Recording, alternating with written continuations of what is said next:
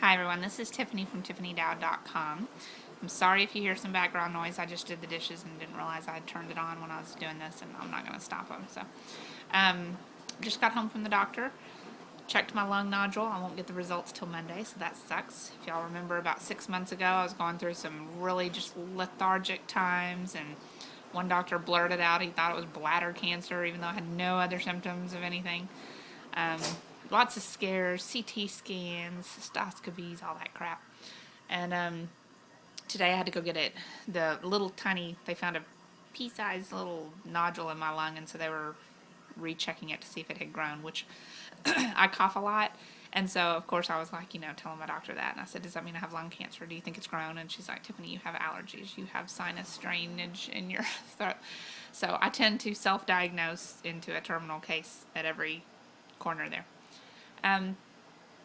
Sad day in our house today. I know I'm smiling and everything, but we have decided to go forward with a divorce, and obviously I'm sad, my husband's sad. This is take 3 of this video because I've already cried to the point where I couldn't speak anymore on the other 2, so I wasn't even going to put that up because it's just pointless because I couldn't continue on with my conversation. So I just went ahead and got it all out, and then I decided, okay, put my makeup back on, sit down, I can share without having to break down into a puddle of tears with y'all. So really sad, scary, things like that are unknown and scary, and you don't know what your life's going to be like, but I'm just embracing my other powerful self, and I'll get through it. So anyway, I have all this, the health concern that I'll have till Monday because I always overreact to that. And then I have, obviously the divorce. And so life is just not a big barrel of laughs right now for me. And yet I still manage to get a ton done. Now, how do I do that? I don't know. I'm like a robot. I sit down and I get stuff done. Now, can I get as much done when I'm going through this as I can when everything is peachy? No. I have not had my coffee today, and I'm craving it. But I prioritize my task list, and I sit there and figure out, number 1, what's going to make me money. Number 2, and not in that particular order, but number 2, is there anything due for someone else today that has a deadline, things like that, if I'm ghostwriting or have whatever do. And then I just let the other stuff go. This is a priority for me today. I'm doing this first, actually, because I'm leading this big challenge for everyone, and I feel guilty that I haven't even put the post up for the day, and everyone's having to wait on me for that. But it was very hectic in here personally today, and then I had to go to the doctor, so I just didn't have time. So now the real true reason for this video blog is to talk about personalization. Okay, so the first part of this video blog, I shared with you some personal stuff. I tied it into work and how when you're going through a bunch of stuff, now it may be different when you have a headache or something like that, but how to just get through it. You just prioritize, sit down, gave you a tip in it and everything. But the point is, someone had emailed me saying, I like what you do and everything, I just don't understand how to personalize and I'm scared of it. And so what I want to do today is open this blog post up for a discussion. I want us to talk about what it is about personalization that scares you. I mean, the only situation that I can legitimately see someone being scared, I don't care if you're shy. I'm so shy that I just about hyperventilate in front of people when I'm in a physical setting, okay? If you had a stalker or something, I can understand you being, scared to put yourself and your comments out there.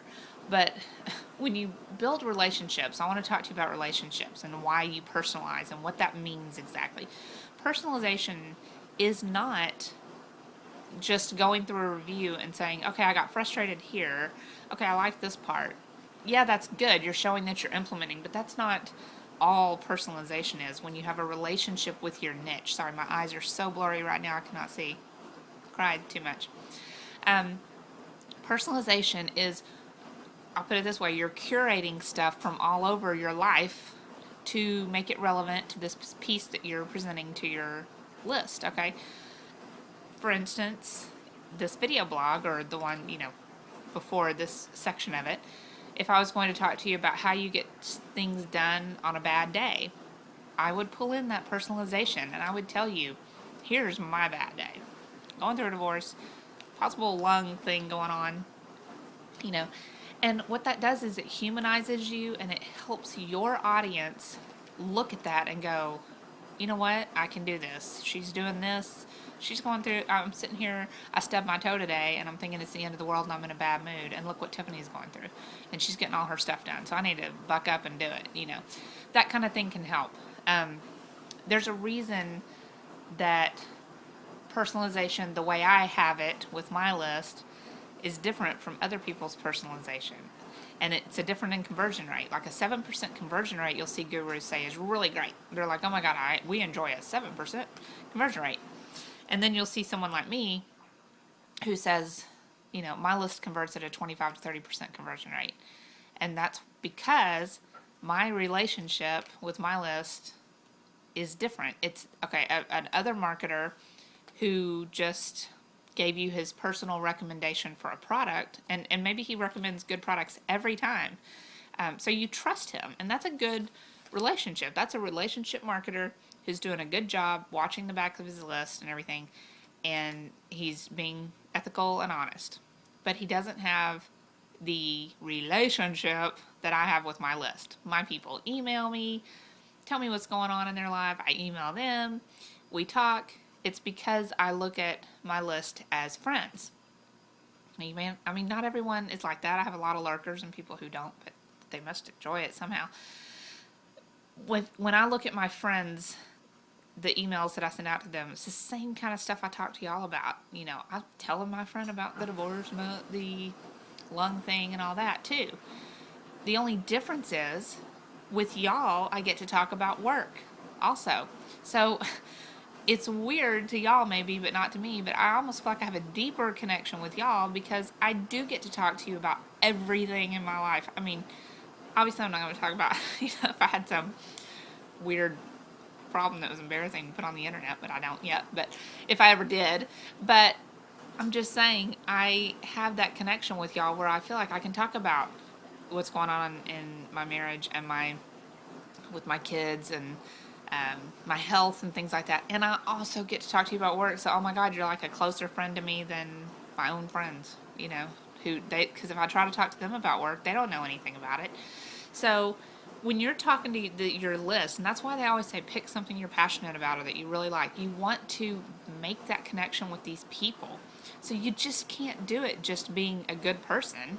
That just doesn't do it. That doesn't make that connection that you want. You want people to feel close to you, to feel like they can email you and say, you know, hey, hon, I'm so sorry you're having a bad day. You know, or I saw your video blog and, you know, cheer up and I'm going to, whatever. You know, you want that because then they care, then they spread the word of your products. And it's not a one-way street either, keep in mind. It's a two-way street. You have to be willing to answer all those emails yourself, like I do. I've got a lot of emails today because during this challenge, a lot more people have signed up. My list has grown. And so I'm kind of backed up on replies. But when I do, it'll be me personally, and it'll be that connection. And I'll personally look at sites and things like that. So you tell me, what are you scared about? And if you have a stalker, I get it.